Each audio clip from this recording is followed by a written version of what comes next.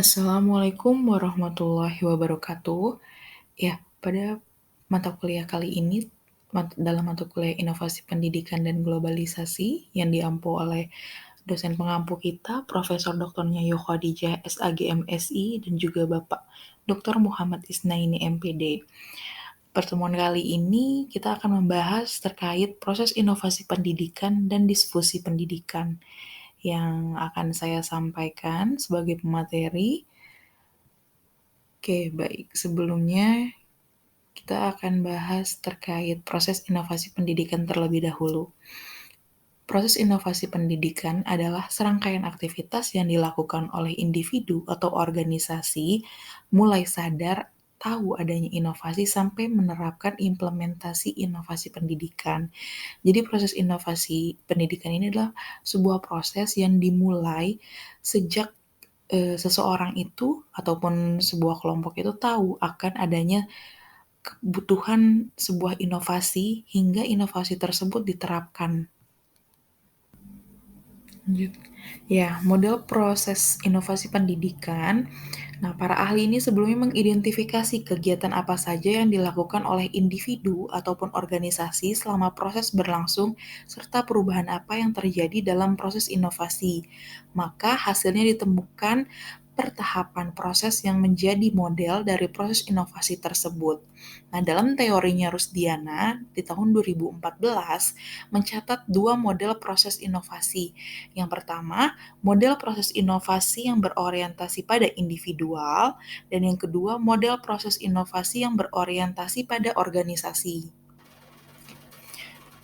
Nah, di sini model proses inovasi pendidikan yang berorientasi pada individual ini terbagi menjadi yang pertama yaitu adanya proses pengetahuan, kemudian persuasi atau sikap, kemudian keputusan. Dari keputusan itu menerima atau menolak, kemudian mengkonfirmasi.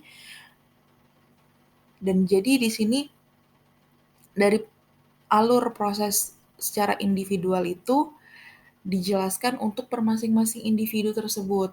Mulai dari dia mengetahui adanya inovasi tersebut, kemudian mengambil sikap, apakah mereka bakal menerima atau menolak sebuah inovasi tersebut, dan mengkonfirmasinya, dan untuk melakukan penerapannya di kehidupan mereka masing-masing. Dan yang kedua ini adalah berorientasi pada organisasi.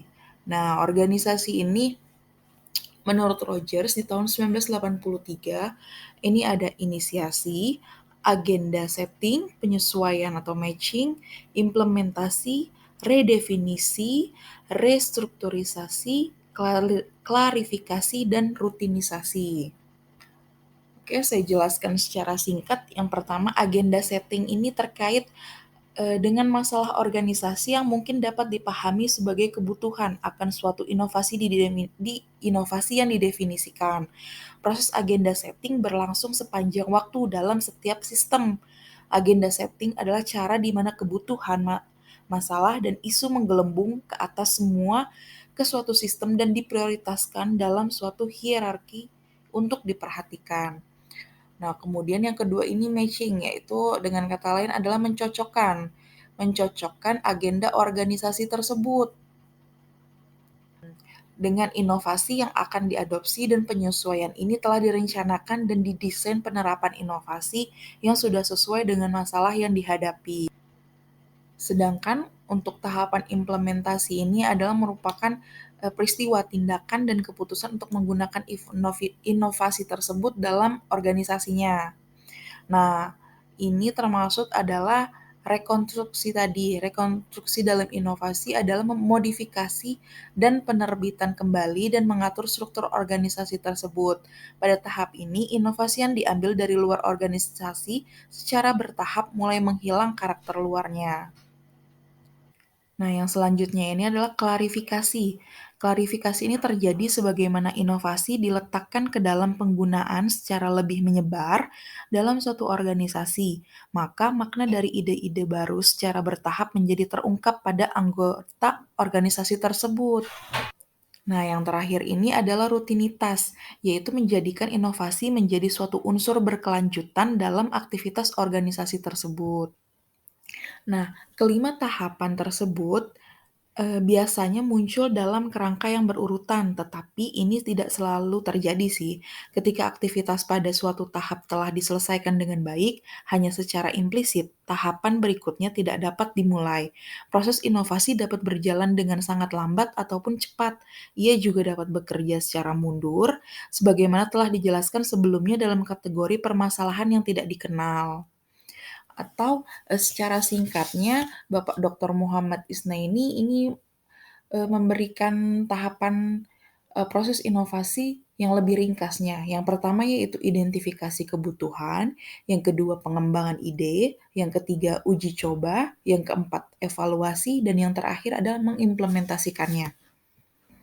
Nah, pembahasan selanjutnya ini terkait difusi inovasi. Nah, sedangkan difusi inovasi ini adalah suatu proses mengomunikasikan ide, praktek atau objek yang dipandang baru oleh individu atau organisasi yang mengadopsinya. Dalam hal ini, apabila ide-ide baru ditemukan, disebarkan, dan diadopsikan atau ditolak, dan membawa dapat tertentu, maka terjadinya perubahan sosial. Nah, dalam difusi inovasi pendidikan ini contohnya adalah pengaplikasian kurikulum yang dilakukan oleh pemerintah. Nah, penyebarannya itu bisa diadopsikan maupun ditolak oleh masyarakat. Yang pastinya saat terjadi perubahan kurikulum oleh pemerintah, pasti akan terjadi perubahan sosial dalam masyarakat. Nah, strategi difusi inovasi pendidikan ini dibagi menjadi dua dalam strateginya, yaitu adalah strategi jalur terbuka dan strategi jalur organisasi. Strategi jalur terbuka ini adalah yang ditempuh dengan menjual ide baru atau inovasi agar individu yang diharapkan dapat secara sukarela menerima dan menggunakan inovasi baru tersebut. Nah, proses difusi yang dilakukan pada jalur terbuka ini adalah yang pertama dari agen pembaharuan, kemudian memperkenalkan inovasi baru tersebut, dan kemudian melakukan kontak individual untuk membujuk agar menerima produk inovasi baru tersebut. Dan yang terakhir itu setiap ada individu atau kelompok yang menyatakan menerima produk inovasi tadi, nah yang biasa disebut pengadopsi atau memerlukan pendampingan oleh sang agen pembaharuan tadi.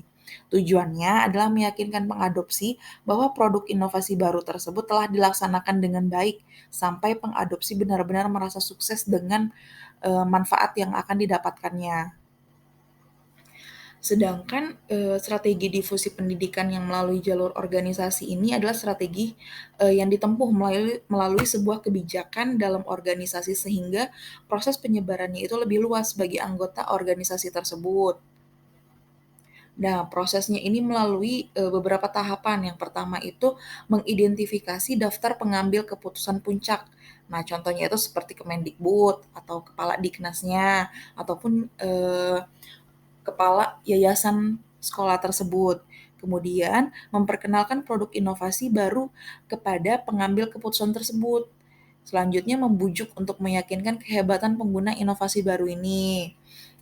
Kemudian, membantu penggunaan produk inovasi baru pada organisasi tersebut sampai seluruh jajaran pimpinan lini pertama terlibat dan memiliki komitmen yang sama. Selanjutnya, memberi pendampingan bagi jajaran pimpinan tersebut sampai produk inovasi baru benar-benar digunakan oleh seluruh individu pada lembaga atau organisasi yang bersangkutan. Nah, tapi hambatan-hambatan dalam difusi inovasi, dalam implementasi difusi inovasi organisasi ini terkadang sering mendapati beberapa hambatan yang berkaitan dengan difusi inovasi pendidikan. Sebelum kita membahas hambatan-hambatan tersebut, kita akan mengetahui dari unsur-unsur difusi inovasi pendidikan ini apa saja. Yang pertama, dari inovasi tersebut, inovasi terkait dengan gagasan, ide, atau produk maupun objek, teknik maupun prosedur, dan teknologi yang dianggap baru oleh seseorang dan kebaruannya itu bersifat relatif. Nah, yang keduanya itu kan saluran komunikasi. Nah, inti dari proses difusi adalah interaksi manusia untuk mengkomunikasikan ide baru kepada orang lain. Untuk itu diperlukan saluran komunikasi. Dalam hal ini saluran komunikasi dapat berupa media interpersonal maupun media massa. Yang ketiga ini kan waktu, karena proses keputusan inovasi sejak individu mengetahui sampai memutuskan untuk menerima atau menolaknya, dan pengukuhan terhadap keputusan ini sangat berkaitan dengan dimensi waktu. Dengan kata lain, waktu merupakan salah satu unsur penting dalam proses difusi. Yang terakhir ini adalah dari sistem sosial. Jadi, sistem sosial seperti apa yang akan diimplementasikan dari inovasi tersebut. Nah, kemudian barulah kita masuk ke hambatan-hambatan yang terjadi. Yang pertama ini adalah hambatan psikologis. Hambatan ini ditemukan apabila kondisi psikologis individu dalam organisasi menjadi faktor penolakan. Hambatan psikologis telah dan masih merupakan kerangka kunci untuk memahami apa yang terjadi apabila individu dan sistem melakukan penolakan terhadap suatu upaya perubahan. Jenis hambatan ini dengan memilih satu faktor sebagai suatu contoh, yaitu dimensi kepercayaan, keamanan, dan kenyamanan versus ketidakpercayaan, ketidakamanan, dan ketidaknyamanan. Faktor-faktor psikologis lainnya yang dapat mengakibatkan penolakan terhadap inovasi baru adalah rasa enggan, karena merasa sudah cukup dengan keadaan yang ada, tidak mau repot, atau ketidaktahuan tentang masalah yang terdapat dalam organisasi tersebut. Nah, yang kedua ini hambatan praktis adalah faktor-faktor penolakan yang lebih bersifat fisik. Faktor-faktor tersebut adalah waktu, sumber daya, dan sistemnya. Faktor-faktor ini adalah faktor-faktor yang sering ditunjukkan untuk mencegah atau memperlambat perubahan dalam organisasi dan sistem sosial. Contohnya itu bisa dari segi ekonomi, dari sumber daya manusianya yang tidak mendukung, maupun dari segi materialnya juga tidak mendukung. Nah, ini menjadi faktor-faktor yang disebut hambatan praktis. Sedangkan yang ketiga ini adalah hambatan nilai. Hambatan nilai ini melibatkan kenyataan bahwa suatu inovasi mungkin selaras dengan nilai-nilai atau norma-norma dan tradisi-tradisi yang dianut organisasi tersebut, tetapi mungkin bertentangan dengan nilai-nilai yang dianut sejumlah organisasi lain. Jika inovasi berlawanan dengan nilai-nilai sebagian individu dalam organisasi, maka bentrokan nilai akan terjadi, penolakan terhadap inovasi pun akan muncul. Nah, kemudian Rogers itu juga menjelaskan faktor-faktor hambatan yang mempengaruhi secara alami aturan dari proses difusi inovasi tersebut. Nah, yang pertama ini adalah knowledge of innovation and reinvention, yaitu seberapa jauh kesadaran organisasi terhadap inovasi dan persepsinya tentang karakteristik mereka yang menonjol. Nah, faktor pengetahuan ini dipengaruhi oleh sebagian karakteristik personel-personel dalam anggota organisasi tersebut. Yang kedua ini adalah external accountability, adalah tingkatan di mana suatu organisasi tergantung atau bertanggung jawab kepada lingkungannya. Yang ketiga ini lack resources, adalah sumber daya yang tidak siap digunakan pada maksud atau tujuan yang lain. Dan yang terakhir adalah organizational structure, adalah susunan dari komponen-komponen dan subsistem-subsistem di dalam suatu sistem tersebut.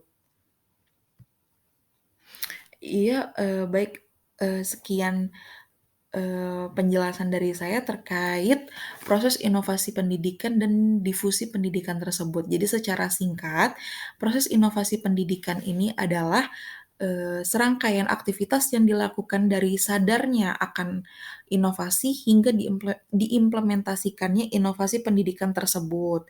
Nah, sedangkan difusi pendidikan ini adalah proses penyebarannya hingga sebuah inovasi pendidikan tersebut diterima oleh masyarakat. Ya, lebih dan kurangnya saya mohon maaf. Wabillahi taufiq wal hidayah. Wassalamualaikum warahmatullahi wabarakatuh.